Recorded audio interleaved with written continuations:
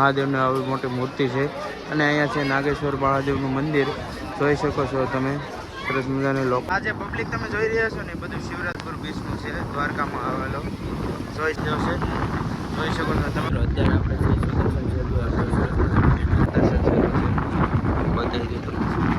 બતાવી દો તમને બહારથી જો આવી રીતના છે કે ગોપી તળાવનો નજારો જોઈ શકો છો ઉપર. આપણે જે જગ્યા પર ઊભા છે ને એ છે જગ્યા સુદર્શન સેતુ. જો તમને વ્યૂ બતાવી દો એકવાર સુદર્શન સેતુનો, એક ગજબનો વ્યૂ આવે છે અને અત્યારે જો ખૂબ જ લોકોની ભીડ છે. આ બાજુ પણ છે અને ઓલી બાજુ પણ છે, ત્યાં એ જગ્યાએ ખૂબ જ ભીડ છે તમે જોઈ શકો છો. અને આ પબ્લિક પણ ખૂબ જઈ રહ્યું છે અને ફોટોશૂટ ખૂબ વિશાળ રેન્જમાં થઈ રહ્યો છે. અહીંયા તમને આ બાજુ એક સમુદ્ર છે એ પણ બતાવી દઉં, જોઈ શકો છો બેટ દ્વારકાનો.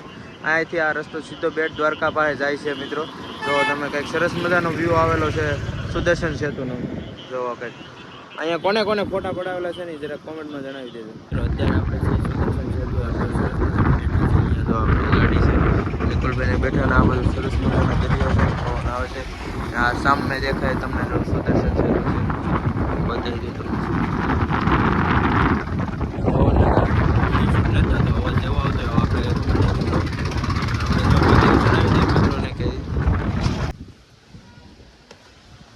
મિત્રો આપણે આગળ જઈએ છીએ. મેં તમને બતાવ્યું એમ જો આ કૃષ્ણ ભગવાનને ગોપી તળાવ છે, બતાવી દઉં તમને બહારથી. જો આવી રીતના છે કે ગોપી તળાવનો નજારો જોઈ શકો છો. ઉપર બધા મંદિર છે અને આ નીચે છે એ ગોપી તળાવ છે એવું કહેવામાં આવે છે.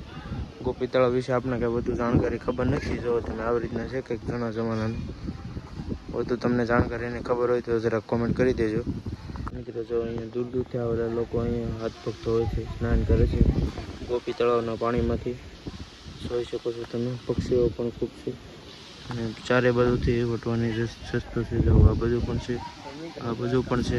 જો તમે મિત્રો ગોપી તળાવનું નામ એટલા માટે પાડવામાં આવ્યું છે કે અહીંયા ગોપીઓ સ્નાન કરવા આવતી અને કૃષ્ણ. આપણે અત્યારે પહોંચી ગયા છીએ નાગેશ્વર મહાદેવ અને અહીંયા તમને સરસ મજાની કંઈક મહાદેવની આવી મોટી મૂર્તિ છે અને અહીંયા છે નાગેશ્વર મહાદેવનું મંદિર જોઈ શકો છો તમે. સરસ મજાની લોકો પણ ખૂબ છે અને ભીડ પણ ખૂબ આવેલી છે. આ જગ્યા પર કોણ કોણ આવી ગયેલા છે જરા કોમેન્ટ કરી દેજો. અને અહીંયા સરસ મજાનો ફોટોશૂટ પણ મહાદેવથી થાય છે. જુઓ તમે ખૂબ જ વિશાળ મહાદેવની મૂર્તિ બનાવવામાં આવેલી છે અને આ છે એક્ઝેક્ટ નાગેશ્વર મહાદેવનું મંદિર. તમે જોઈ શકો છો. કોમેન્ટમાં હર હર મહાદેવ લખવાનું ભૂલશો નહીં. પબ્લિક ખૂબ છે એટલે આપણે બહારથી દર્શન કરાવી દઈએ, અંદર જવાય એવું નથી એટલે પબ્લિક ખૂબ છે એટલે જો તમે જોઈ શકો છો એકવાર.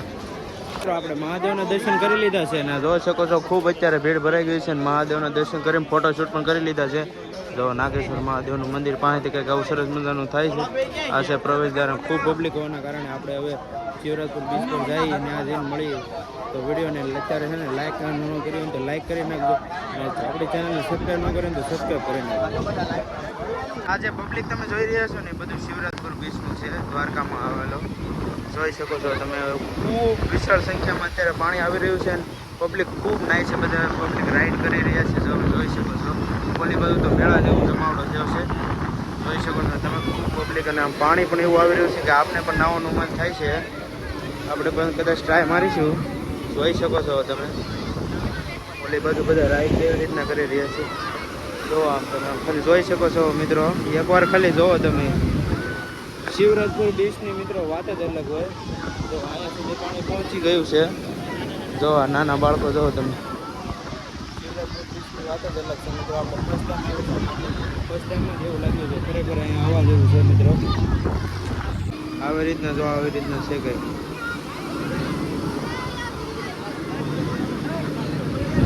આ બીચ પર ખૂબ જ લોકો મજા કરી રહ્યા છે. મજા જો તમે બતાવી દો. જો અહીંયા પણ છે જો ઓલા પર રાઈડ છે બધી જોઈ શકો છો. જો ઓલા પર આવે છે લોકો જોઈ શકો છો તમે. અહીંયા નાય છે બધા જો નાના નાના પુલકાઓને ખૂબ એન્જોય કરી રહ્યા છે અત્યારે શિવરાજપુર બીચ ઉપર.